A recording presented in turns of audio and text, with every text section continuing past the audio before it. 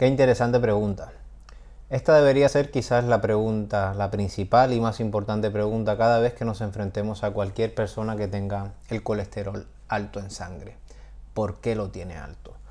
Yo soy Carlos Hernández, soy cirujano cardíaco, no soy lipidólogo ni mucho menos, pero me siento con la suficiente confianza para poder darte un buen consejo para que puedas identificar por qué es que tienes el colesterol alto. Este tema de los lípidos, este tema del colesterol ha sido quizás el aspecto de la medicina que me ha un poco empujado a entender el cuerpo humano desde una perspectiva totalmente distinta. Y lo primero que hagas para poder continuar con esto es todo lo que has escuchado durante toda tu vida acerca del colesterol, es que lo saques de tu cabeza, lo pongas 10 minutos en la mesa y posteriormente a cuando acabes de escucharme decidas si lo quieres meter de nuevo en tu mente. Lo primero que quiero que entiendas es que el colesterol es una molécula vital para el funcionamiento de nuestro cuerpo. Sencillamente, sin colesterol no es posible la vida. No voy a empezar a hablar sobre los detalles del funcionamiento, pero básicamente quiero que entiendas que es necesario para la producción de muchas hormonas, las hormonas sexuales, el cortisol. También es necesario para la estructura esta que rodea a tus células, que es la membrana celular. Tu cuerpo produce más de la mitad del colesterol que te miden en las analíticas. Entonces es fundamental que entiendas que tu cuerpo no se está autoenvenenando. Al ser una molécula que es grasosa o aceitosa, no se puede mezclar muy bien con el agua y por eso es que tu cuerpo ha diseñado mecanismos para que este colesterol pueda ser transportado a las distintas partes de tu cuerpo. Ha creado inteligentemente una serie de moléculas que conocemos como las lipoproteínas. Las lipoproteínas son una especie de coches o barcos que llevan dentro colesterol, triglicéridos y vitaminas, y en función de las necesidades de tu cuerpo, pues tu hígado crea estas moléculas y las envía a las células que están necesitando ya sea colesterol, vitaminas o los triglicéridos. Entonces, ahora vamos a dar un paso atrás porque lo que quiero que entiendas es qué es lo que se mide en las analíticas para que lo puedas interpretar después y saber en realidad qué es lo que vas a hacer con el colesterol alto. El colesterol LDL, lo que mide la analítica, es el barco principal que sale del hígado y que le lleva el colesterol a las distintas células de tu cuerpo. Pero lo que mide la analítica no es la cantidad de barcos que están circulando en tu sangre, sino la carga que llevan dentro. El colesterol HDL, ese colesterol bueno, son los pequeños barquitos que están en la sangre recogiendo todo el desecho o todo el colesterol que no ha sido usado por tu organismo y lo trae de vuelta al hígado para que pueda ser reciclado.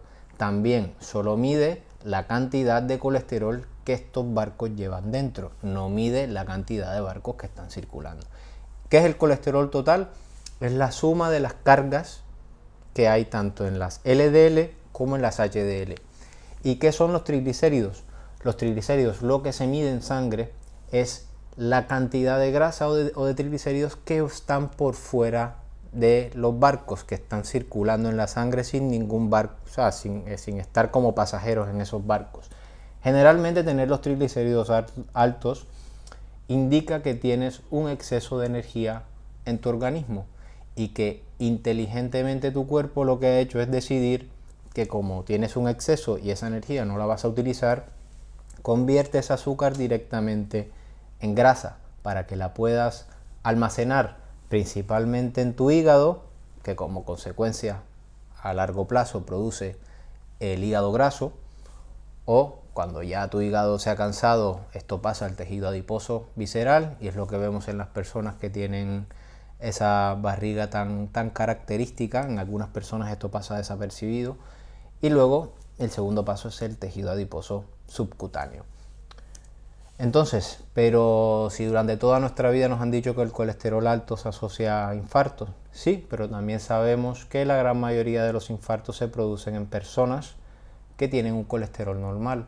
Esto nos hemos dado cuenta en los últimos años que es así, e incluso en mi práctica clínica es incluso ya tan raro encontrar una persona que ingrese en los hospitales con un colesterol con un colesterol alto que haya sido la causa de los infartos. La inmensa mayoría de las personas que nosotros operamos o que necesitan que se le pongan stents en las arterias del corazón tienen un colesterol normal o ya han estado tomando medicamentos para bajar el colesterol. Aquí es donde empieza el gran problema en el entendimiento de las enfermedades cardiovasculares. Quiero que miren detenidamente estas dos imágenes y quiero que me digan sinceramente en dónde creen que es más probable que exista un accidente de tráfico, en dónde es más probable que alguno de estos vehículos se pueda salir de la vía, pueda chocar con otro, pueda chocar con los separadores. Pues yo creo que la gran mayoría de nosotros pensará que en la de arriba existen muchos vehículos con muchas más probabilidades de tener accidentes. Y esto es en lo que hemos estado empecinados en entender mal y en generalizar en la medicina quizás en los últimos 20 años. Y es que el colesterol no es el principal responsable de los problemas que tú tienes en las arterias, es la cantidad de vehículos, coches, barcos que tienes circulando. Estas 4 personas tienen, cuando le hacen una analítica, tienen el mismo colesterol LDL, ese llamado colesterol malo, lo tienen al mismo nivel, pero el riesgo de desarrollar enfermedades cardiovasculares y neurológicas es increíblemente distinto entre cada uno de ellos. Y nosotros lo que tenemos que hacer como médicos es determinar por qué María tiene esos pequeños barquitos, porque esos pequeños barquitos son los que tienen la posibilidad de penetrar en las arterias de tu corazón, en las arterias de cualquier parte de nuestro cuerpo, entrar y producir lo que es la aterosclerosis y los infartos al miocardio. Entonces no me cansaré de decirlo, la principal pregunta debería ser por qué esto está sucediendo y por qué las personas están generando estos pequeños barquitos con posibilidades de generar problemas cardiovasculares y neurológicos. Ahora vamos a lo práctico y a por lo que has venido a ver este video. Si yo me enfrentase a una persona que tiene un colesterol total por encima de 280, un colesterol LDL, se llama colesterol malo, por encima de 180, y es una persona relativamente saludable, con un buen estilo de vida, que hace ejercicio, pero tiene este colesterol así, pues yo lo primero que le sugeriría es que se hiciese un test genético. Aunque sé que es un procedimiento caro, que no lo cubren la gran mayoría de las aseguradoras, ni la seguridad social en cualquier país en el que te encuentres, creo que es un estudio que no te dará la vida para agradecer el haberlo tenido. Y lo que quiero explicarte es por qué.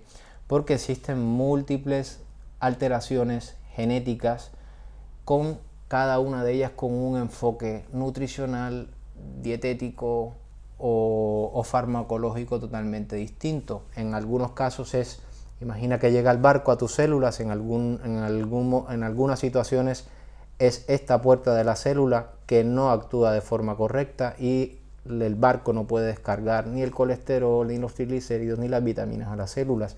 En algunos casos el problema está en el barco, que no tiene bien esa ancla para poder llegar a la célula. Entonces es determinante porque cada una de estas personas tiene un enfoque totalmente distinto y creo que es momento en medicina que dejemos de generalizar y que hagamos nuestros enfoques mucho más individuales. En función de la alteración genética que tengas, pues algunas personas responden muy bien a restringirles las grasas, otras personas no. Otras personas el enfoque es en reducirle el consumo de alcohol o simplemente con tomar un poco de vino, eso les dispara el colesterol en sangre. En algunas personas son los carbohidratos, en otras personas son los omega.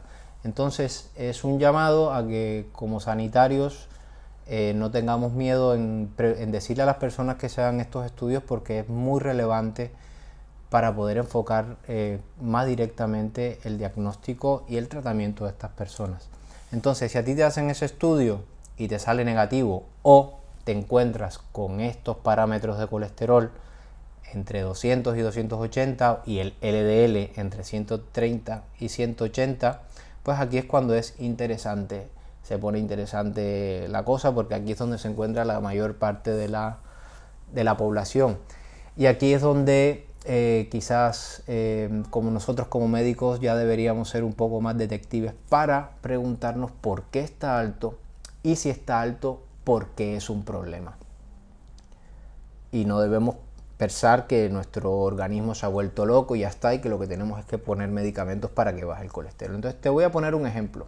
Acude a mi consulta Irene, que es una chica de 27 años, saludable, deportista, tiene un peso normal, duerme correctamente por las noches, no tiene nada en su vida que me llame la atención acerca de por qué tiene el colesterol alto, pero viene con esta analítica: el colesterol total por encima de 200, en 240, el colesterol LDL en 160, el HDL, el colesterol bueno, lo tiene alto en 80, y los triglicéridos los tiene en un muy buen rango. Entonces yo, cuando veo esta analítica, le digo a Irene que en realidad no me preocupa bastante poco, porque veo cosas allí que me indican que ella está metabólicamente muy pero muy bien. Pero ella está muy preocupada y me dice ¿por qué?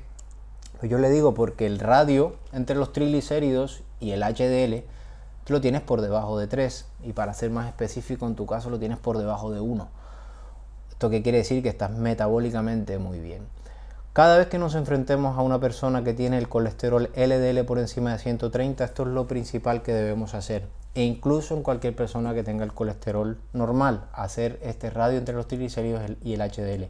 Cada vez que tú encuentres que ese radio está por encima de 3, es bastante más probable que no tengas grandes camiones transportando el colesterol, sino que tengas pequeños barquitos o pequeños coches circulando por allí. Ahí sí, con bastante posibilidad de penetrar a tus arterias.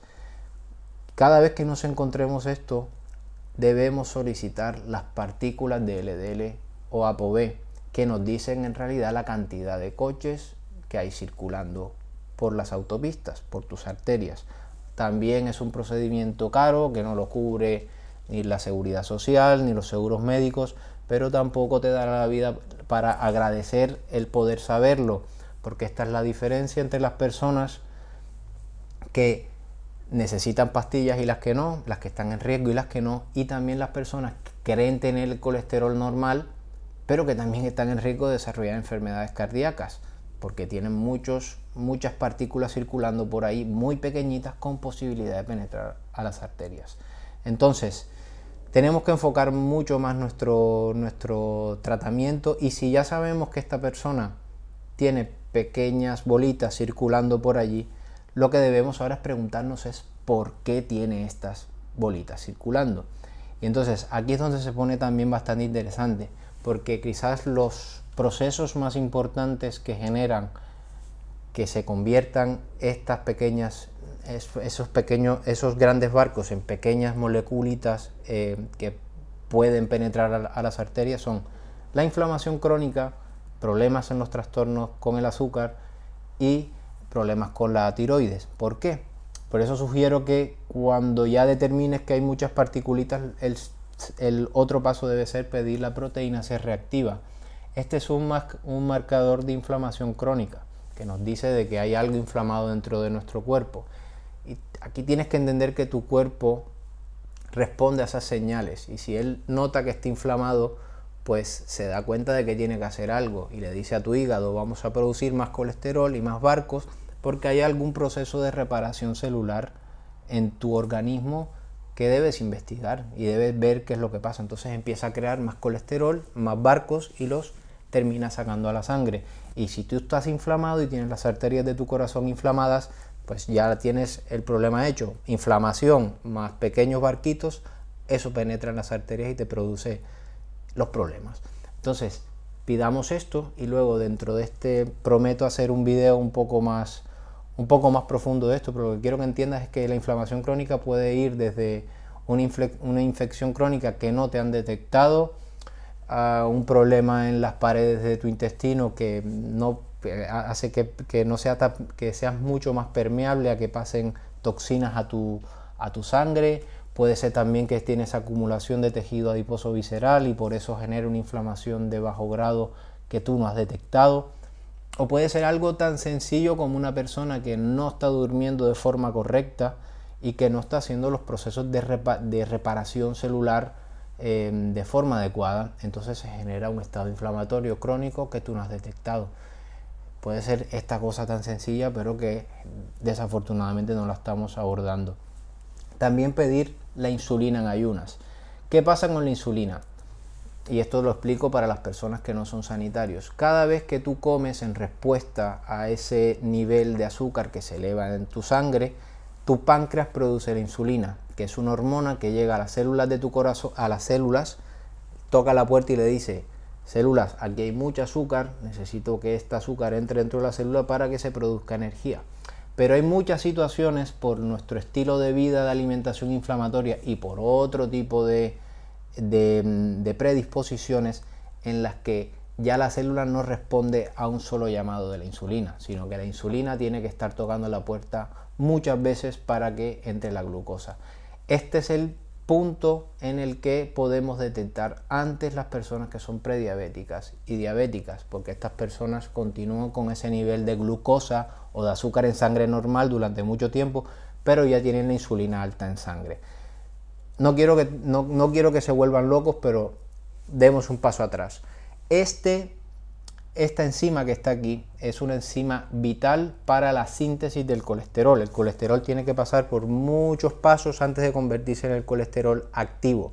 Y esta enzima es precisamente la que atacan los medicamentos la gran mayoría de los medicamentos para bajar el colesterol.